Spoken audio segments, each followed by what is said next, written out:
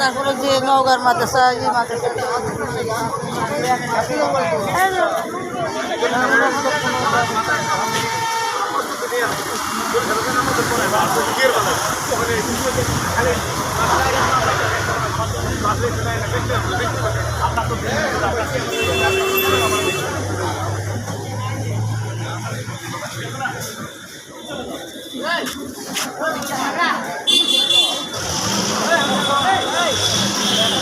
এটা হলো বাটুলের মাজার।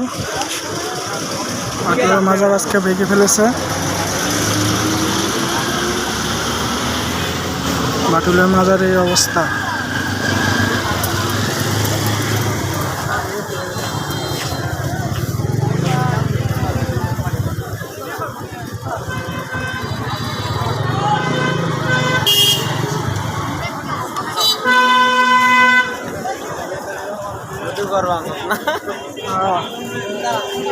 বাটুলের মাজার ভয়াবহ অবস্থা।